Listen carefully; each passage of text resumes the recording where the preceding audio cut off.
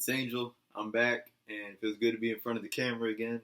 Uh, like I said, I'm only doing prediction videos now for either Big Four pay-per-views or pay-per-views that I'm going to be at.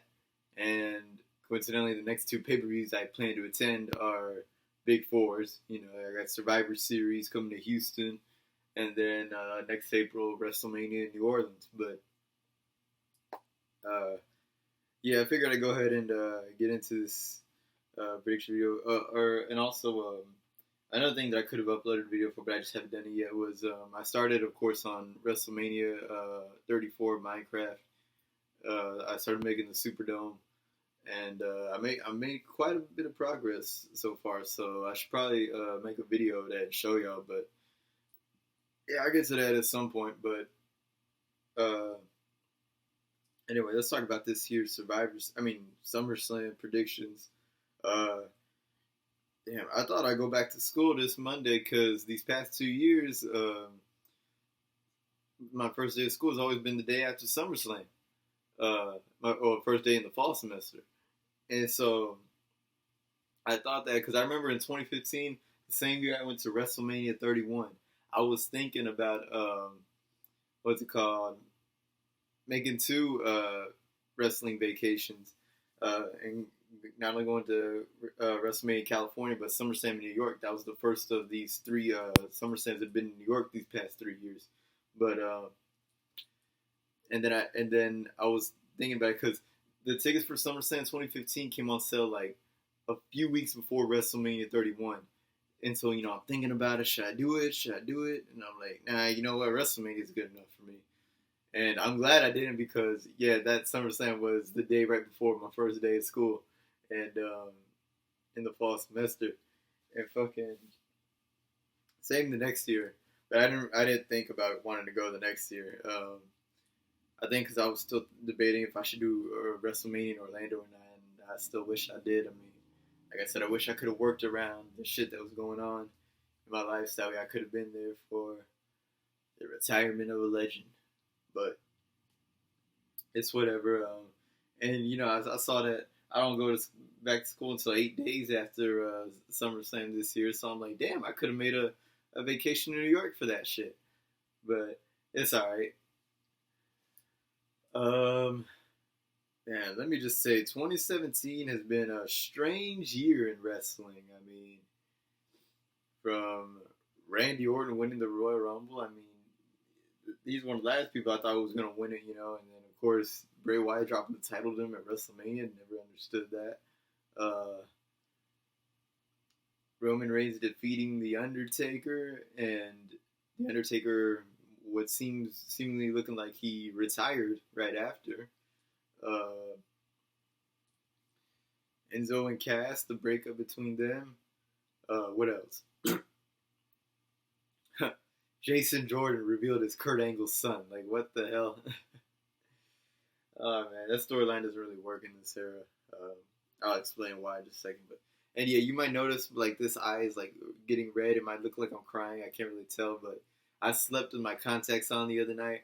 Worst decision I've made in a while. So I fucking regret doing that. And this eye is just flaring up like a motherfucker. But, yeah, so we got 13 matches in total. Well, 3 on the pre-show. 10 on the main show. I'm not really going to talk about the pre-show, except for, because I noticed the Hardys are teaming up with Jason Jordan in the pre-show to take on the Miz Taraj or whatever. But yeah, the whole Jason Jordan thing, I just, you know, it's funny because it was 10 years ago where they did like an illegitimate son angle or whatever, and I feel like they're trying to do that again. They're trying to do what they couldn't do 10 years ago because, of course, that angle got cut off pretty much for, you know, Chris Benoit's death. Yeah, I know they did the Hornswoggle thing, and it was just some comedic shit, but it was originally supposed to be Mr. Anderson, Ken Anderson, Mr. Kennedy, that guy. But this storyline doesn't work in this era because, I mean, you know, we have Google, and like I know that, you know, I know wrestling scripted, grown ups know, or at least most grown ups know wrestling's scripted. Uh, if you're a kid and you still think wrestling's 100% real, then that's okay.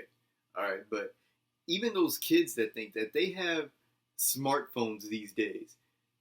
I didn't get my first I got my first phone with like a camera and stuff when I was like maybe 13 or something like that. But I didn't get my first smartphone until I was like 16. I had to work for that shit. But anyway, I'm not gonna brag around about that. But what I'm trying to say is that these kids that were younger than I was when I got my first smartphone, or actually they're the age where I didn't even have a phone yet, not even a track phone yet. They have these smartphones. They have access to the internet. They have more access to the internet than I did when I was their age. And they can go on Google and Wikipedia and they can see that Jason Jordan isn't really Kurt Angle's son. Like that's why to me this doesn't really. I mean, it was funny when it happened. I was laughing about it because I always joked about American Alpha being Kurt Angle's kids, but in terms of actually making a storyline, yeah, I don't think so. But whatever. I don't know if this means a big push for Jason Jordan, but a lot of people were saying that. How many minutes have we got? Oh, okay. A lot of people were saying that he was going to face The Miz for the Intercontinental Championship at this event, but he is kind of facing The Miz, but it's a 6-man tag. But fuck it, I guess we'll see where that goes. All right, let's get into this card here. So we got tag team match for the Raw Tag Team Championships.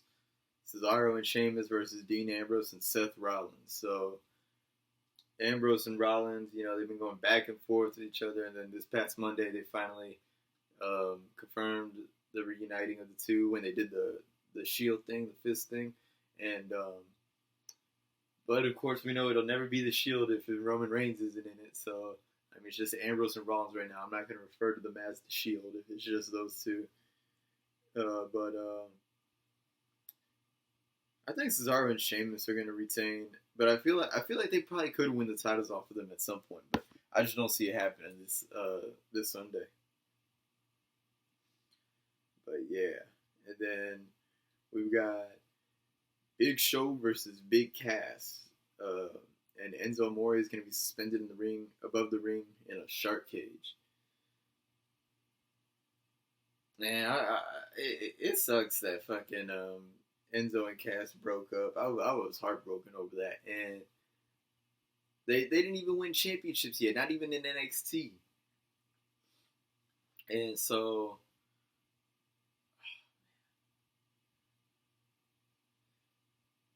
and I'm thinking about this, and everybody's making the comparison to Crime Time, and it was like, and I was thinking about that. I was like, you know what, you're right, and I could see these guys getting released like in the next couple of years, just because WWE feels that they don't need them anymore. But yeah, I remember Crime Time; they were pretty popular. They were pretty over, and but they never won championships. And the closest they got was they stole Legacy's championships one time, and then I think Legacy defended the titles against Crime Time at the next pay-per-view or something like that, and then Legacy won, and that was the end of that. But Crime Time eventually broke up, and then they were just gone. Like they eventually both guys ended up getting released. I think JTG was there like a few years longer than Shad was, but yeah, I don't know. I think Big Cass is gonna win this. Yeah. At first, I was thinking maybe Big Show was the one who attacked Enzo and Cass backstage, and then it sets up a feud between Show and Cass, and then Cass wins and establishes himself as the new big guy. And but yeah, I don't know, because everybody thought that this was the year that Big Show was retiring.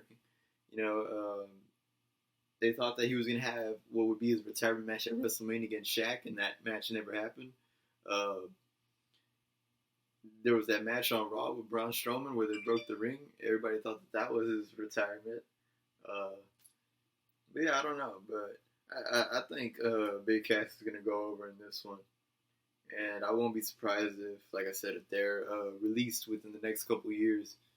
Um, I heard that Enzo's been getting heat backstage. Like he got kicked off one of their tour buses or whatever, and something about he was bad mouthing the business. I got to look further into that, but I don't know. But yeah, I'm gonna go with Big Cass on that match. Where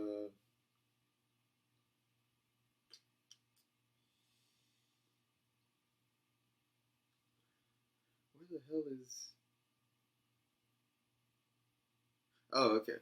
I was wondering where this match was. Alexa Bliss versus Sasha Banks for the Raw Women's Championship. So that was originally supposed to be Bayley, but Bayley got injured, and then they used Sasha to replace. Honestly, I was hoping it would be Nia Jax, man. I mean, I'm not really a big fan of her, but fuck it, give her a one-on-one opportunity, you know. But I don't see Sasha winning. To be honest with you, I think Alexa's gonna retain. Not much to say about that. I mean, they kind of had to change shit up last minute because Bayley got injured. Uh, and I hope they don't go through with that angle where they were supposed to.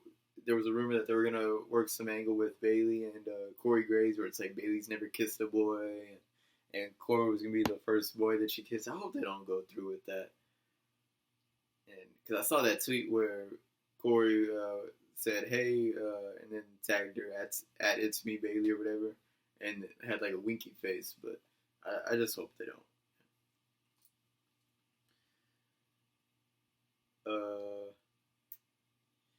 Randy Orton versus Rusev. So this is pretty random. What the fuck was the point of bringing Great Khali?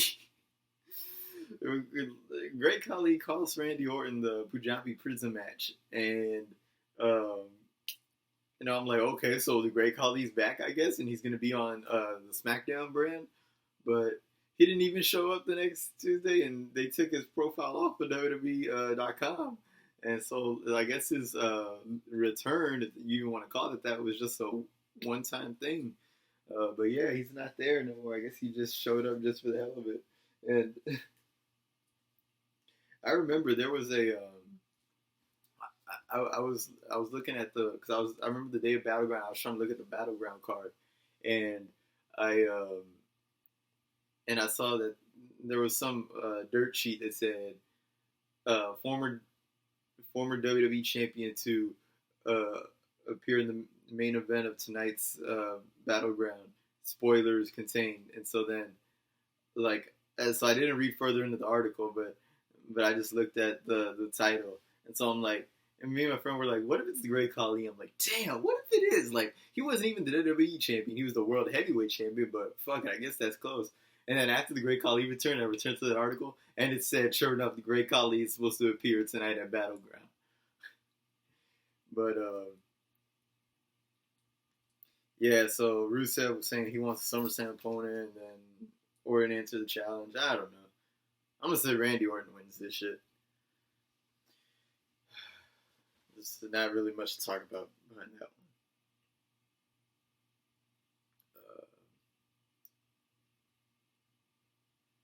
Let's see.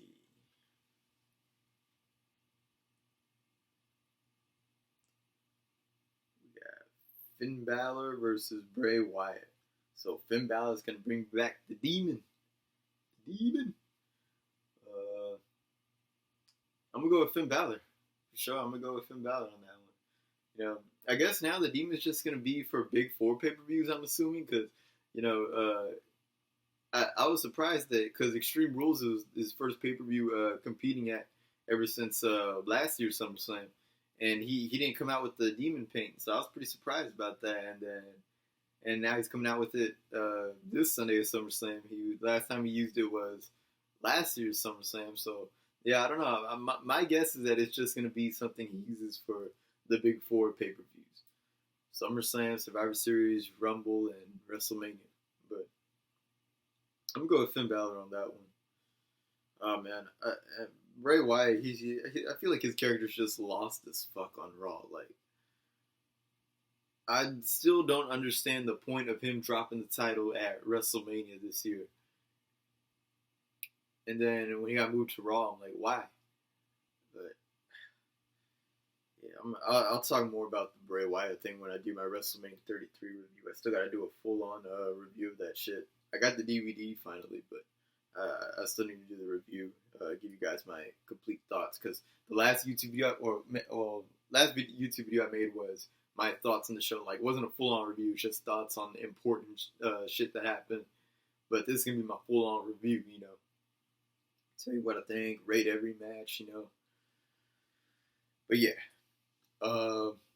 next we got AJ Styles defending the United States Championship against Kevin Owens. So everybody thought that SummerSlam was going to see a match between Shane McMahon and Kevin Owens, but they got something close to that, and it's going to be AJ Styles, Kevin Owens for the U.S. title with Shane McMahon as the referee, special guest referee.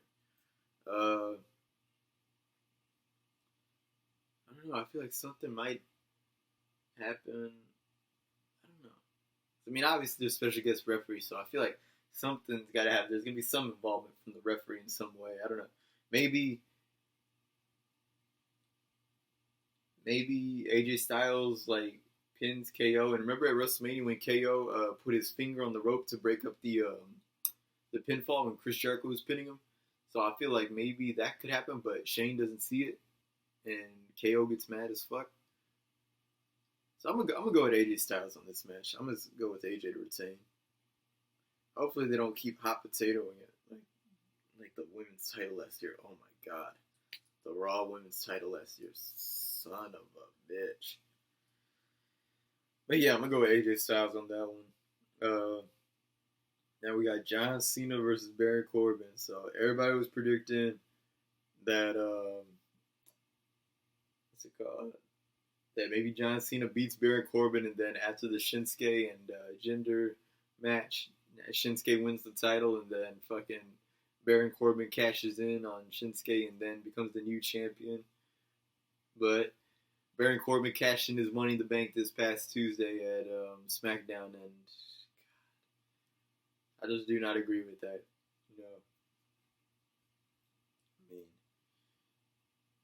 And now he wasted. They had him waste the Money in the Bank opportunity, just like that. Fuck. I mean, there are those dirt sheets that are pointing out that that when Jinder pinned Baron Corbin, Jinder's one of his feet, I think, were underneath the rope. So they might use that as something in the storyline, but I don't know. I doubt it, to be honest with you. And hopefully this isn't like the end of the Baron Corbin hype. I mean, because I remember watching him in NXT, and people would ask me, "Do you think Baron Corbin's boring?" And I would just say, I don't think he's boring, but I do think that they need to book him a little better. He's got potential, and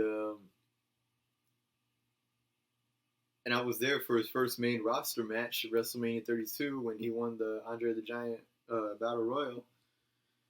But I don't know. I think John Cena's gonna win this one, and then let's see what they do with Corbin, because I hear John Cena's supposed to go to Raw after SummerSlam. But yeah, I'm gonna go with John Cena on this one. Alright, next we got Jinder Mahal putting the United States Championship. I'm looking at the card. It's almost next to it. The WWE Championship on the line against Shinsuke Nakamura. Damn. I honestly feel like Shinsuke is gonna win the title. I feel like it, but then at the same time, it's is it too early for it? Is it too early for that to happen? But yeah, I guess I'm gonna go ahead and say that Shinsuke Nakamura is gonna win. I mean, I know there are a lot of people who want that to happen, but shit, we'll see. I'm gonna go with Shinsuke. Next up, we got Naomi putting the SmackDown Women's Championship online against Natalya.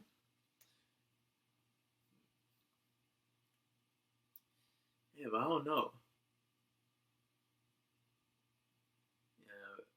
Yeah, I feel like Naomi's probably gonna win. I feel like they're gonna have her be the champion longer because they gave her that new custom belt, with the LED lights on it and everything.